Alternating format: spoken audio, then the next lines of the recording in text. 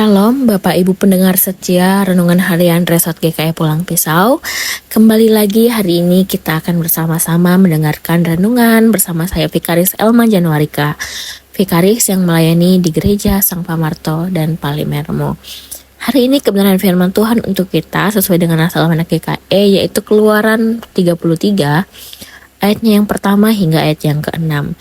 Dengan perikop, Musa meminta penyertaan Tuhan di gurun. Mari kita berdoa. Firman-Mu itu pelita bagi kaki kami dan terang bagi jalan kami. Oleh sebab itu kami perlu Roh Kudus dan hikmat Tuhan bagi kami ketika kami mendengarkan firman-Mu. Sehingga setiap firman yang ditabur untuk kami tidak menjadi kesia-siaan. Urapi kami semua Tuhan, di dalam nama Tuhan Yesus kami berdoa. Haleluya. Amin. Bapak Ibu jemaat yang dikasihi dan diberkati oleh Tuhan kita Yesus Kristus, sebagai orang percaya, kita selalu merindukan penyertaan Tuhan. Kita memohon supaya kasih dan berkat Tuhan menyertai kehidupan kita. Lalu muncullah pertanyaan, benarkah Tuhan senantiasa menyertai kita? Atau mungkinkah Tuhan meninggalkan kita? Bapak Ibu, kita sering mendengar bahwa Tuhan itu memiliki kuasa penuh atas hidup dan kehidupan manusia. Tuhan itu Maha Pengasih, Tuhan itu Maha Pengampun bagi manusia. Tuhan adalah Allah yang setia kepada janjinya. Tetapi kita juga harus ingat Bapak Ibu bahwa ternyata Tuhan itu dapat murka, Ia pencemburu. Kita lihat dari Ulangan pasal 6 ayatnya yang ke-15. Tuhan dapat meluapkan amarahnya kepada setiap orang, bahkan sampai keturunan ketiga, keempat. Tuhan telah menuntun umatnya keluar dari tanah Mesir, dari tanah perbudakan. Namun dalam kurun perjalanan itu, umat Tuhan ternyata tidak pernah menyadari akan kasih setia Tuhan. Mereka hanya mampu bersungut-sungut dan sih saja menyembah Allah lain. Tuhan melalui Musa telah seringkali mengingatkan umat Israel itu, tapi mereka mengabaikannya. Namun di sini kita melihat Tuhan tidak dapat berjalan dengan bangsa yang semacam itu. Tuhan tidak akan menyertai umat Israel lagi. Tuhan tidak ada di antara umatnya. Mengapa Tuhan demikian? Karena mereka, umat Israel, adalah manusia-manusia yang tegar tengkuk. Mereka keras hati, keras kepala, tidak mau menuruti perintah Tuhan. Nah, istilah tegar tengkuk ini menunjukkan sifat umat Tuhan yang keras kepala, di mana mereka suka memberontak, tidak tahu bersyukur kepada Allah. Tengkuk. Orang Israel keras hati, keras kepala, tidak mau menuruti apa yang diperintahkan oleh Allah. Jika Tuhan melihat ketegar tengkukan bangsa Israel itu, maka Tuhan akan membinasakan mereka. Namun jika Tuhan membinasakan mereka, maka Tuhan artinya tidak lagi setia dengan janjinya. Oleh sebab itu, Tuhan setia dengan janjinya kepada bapa leluhur Israel, tetapi tidak lagi menyertai mereka. Mengapa ini ancaman yang sangat mengerikan?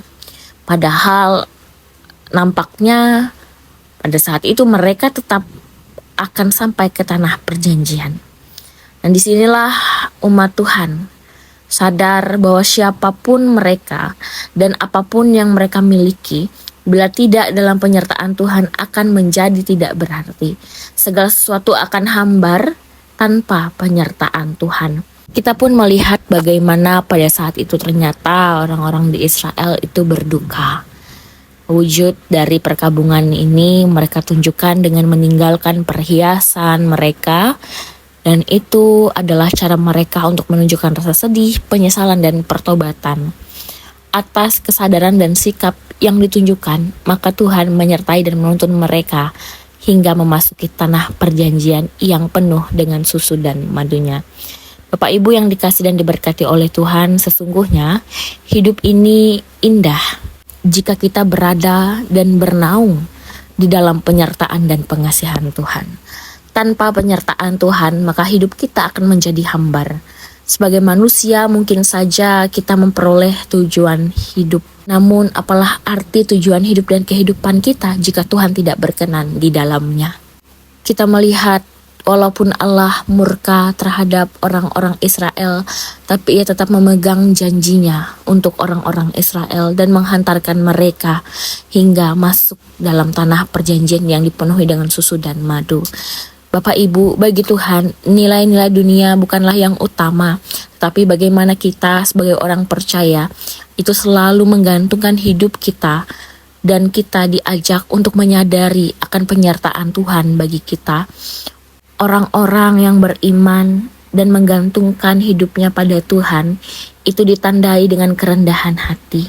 Sementara orang-orang yang sombong sesungguhnya mereka adalah orang-orang yang mempertontonkan dirinya sebagai orang yang hebat tanpa membutuhkan pertolongan Tuhan.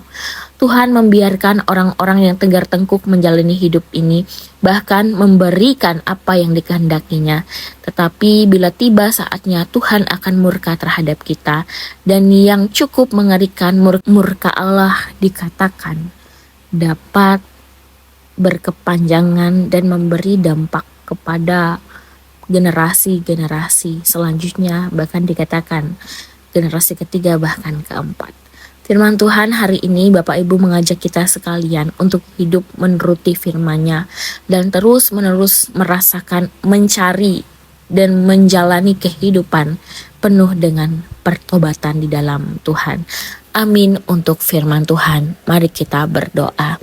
Bapak Surgawi, terima kasih firman-Mu boleh ditaburkan bagi kami hari ini. Kami percaya setiap firman yang boleh ditaburkan tidak menjadi kesia-siaan, melainkan boleh menjadi roh penguat bagi hidup dan kehidupan kami sebagai orang beriman yang mau hidup di dalam ketetapan-ketetapan Tuhan. Hari ini Bapa, dengan kerendahan hati kami semua datang kepadamu, mau menaikkan doa syafaat kami teristimewa bagi gereja Tuhan, Gereja Efata Jabiren. Diberkatilah ya Bapa setiap hamba-hamba Tuhan yang melayani di tempat di gereja tersebut. Baik itu ada pendeta, ada vikaris, ada penatua diakon, bahkan seluruh anggota jemaat yang bernaung beribadah bersekutu di dalamnya. Kami percaya tangan kasih Tuhan ada bagi mereka, memampukan mereka dalam menjalankan setiap program kerja. Allah Sang Kepala Gereja memberikan hikmat kebijaksanaan bagi mereka, sehingga apapun yang ingin mereka laksanakan dalam pelayanan, itu tujuannya untuk kepujian dan kemuliaan nama Tuhan. Kami percaya di dalam programnya ketika mau libatkan Tuhan, maka Tuhan pun berkenan untuk membantu mempersiapkan segala sesuatu yang terbaik untuk memajukan pelayanan Tuhan di Gereja Efata Jabiren.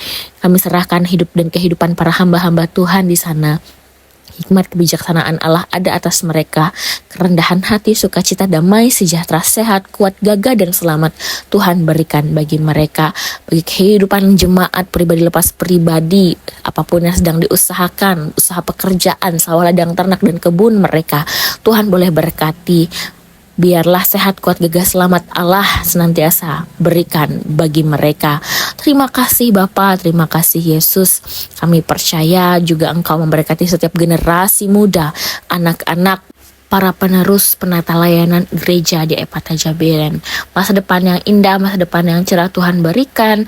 Jika pelihara lindungi mereka ketika mereka menempuh pendidikan, pun mereka yang bekerja, bahkan anak-anak Tuhan yang merindukan sebuah pekerjaan. Kami serahkan penuh bagimu Tuhan. Segala sesuatu yang terbaik Tuhan berikan bagi mereka. Terima kasih Bapa. Inilah kami dengan segenap kerinduan kami. Di dalam nama Yesus Kristus kami berdoa. Doa ini kami akhiri, kami alaskan dalam doa Bapa kami. Bapa kami yang di sorga, dikuduskanlah namamu, datanglah kerajaanmu, jadilah kehendakmu di bumi seperti di sorga. Berikanlah kami pada hari ini makanan kami yang secukupnya, dan ampunilah kami akan kesalahan kami, seperti kami juga mengampuni orang yang bersalah kepada kami. Dan janganlah membawa kami ke dalam pencobaan, tapi lepaskanlah kami daripada yang jahat. Karena Engkau punya kerajaan dan kuasa dan kemuliaan sampai selama-lamanya. Amin. Tuhan Yesus memberkati.